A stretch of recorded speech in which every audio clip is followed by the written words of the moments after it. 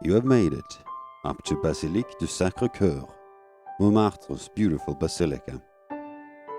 Standing on top of the highest point in Paris, the hill of Montmartre, the basilica looks out over the beautiful city and has become one of Paris' most characteristic landmarks.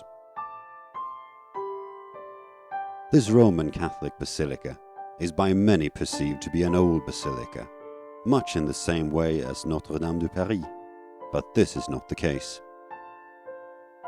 The basilica is actually rather young, considering it was built in late 19th and early 20th century. The building was constructed in order to honor the 58,000 who lost their lives during the Franco-Prussian War, a war that France lost disastrously. It was also built to inspire faith into the French people who struggled during what was a very trying era, not only with the defeat in the war, but also with the turbulent time in Paris after the defeat with the rule of the Paris Commune. The Paris Commune was a workers' party who ruled Paris for 2 months in 1871. It did not take long before conflicts and fighting began between the ultra-Catholics and the Royalists, who were backed up by the French army. After the Commune had lost the bloody battles, the Archbishop of Paris ordered the building of the basilica as a way to expiate the crimes of the communards. This, of course, caused much controversy, as both sides in the fighting had committed horrible crimes.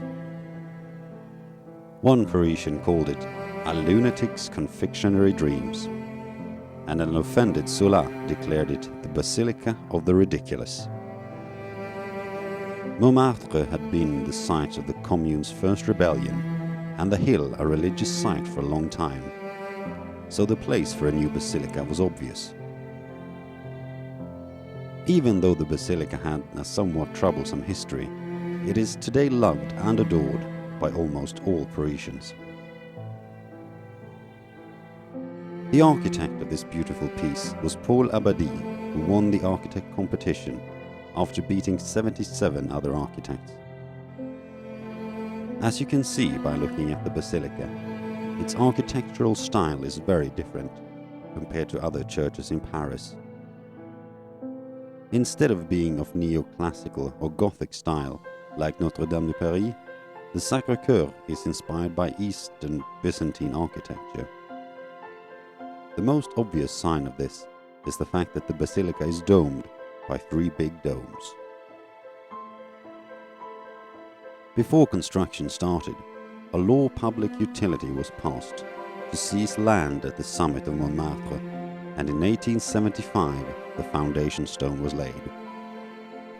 The passing of a law to seize the ground further caused controversy to the construction project, and the matter finally reached the Chamber of Deputies, where the law was rescinded.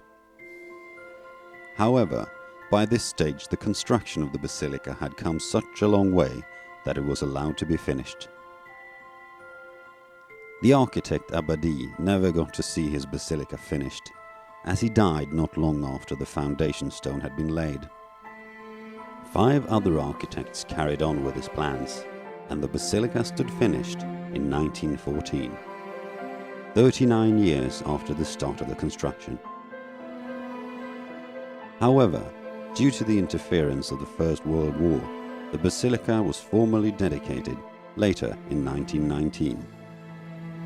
The total construction cost was estimated at 7 million francs, which was raised to a large degree by private donations, both from rich and poor. A large part of the money came from visitors and pilgrims who visited the provisional chapel and the construction site. As you can see, the basilica itself is very white.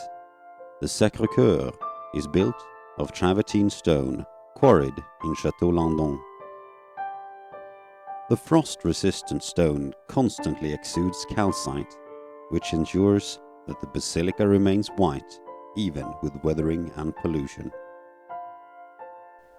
Even though the architectural style was not typically French at the time, the Sacré-Cœur has many design elements which symbolize nationalist themes. One example of this is the two statues you can see above the main entrance.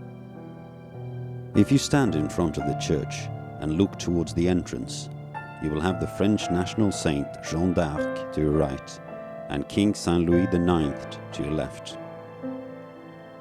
Between and above the two bronze statues, you will see a statue of Jesus welcoming you into the basilica. Below Jesus, you can read the Latin phrase Cor Jesu Sacratissimum, which translates to the Sacred Heart of Jesus. In French, Sacré-Cœur means just that, Sacred Heart. The Sacred Heart is a symbol of the love Jesus had for all humanity. While the outside of the basilica is beautiful, the same holds true for its insides. The inside is open to the public. Just make sure you are dressed somewhat appropriately. The most prominent part of the inside is the mosaic in the apse, entitled Christ in Majesty. The mosaic is truly majestic, being the largest in the world. It pictures the Sacred Heart of Jesus, worshipped by the Virgin Mary, Jeanne d'Arc, and Saint Michael the Archangel. The basilica can also boast of having one of the largest free-swinging bells in the world, as its bell Savoyard weighs an impressive 19 tons. What many people do not know is that it is also possible to climb the main dome of the basilica. On the same side as the Saint King Louis IX statue, the left side of the basilica, you will find the entrance to the crypt and the staircase to the top. While the 300 steps are tough to scale, it will give you a magnificent view over Paris. Many say it's the second best view possible in Paris, only beaten by the top level of the Eiffel Tower. On a clear day, you can see as far as 48 kilometers.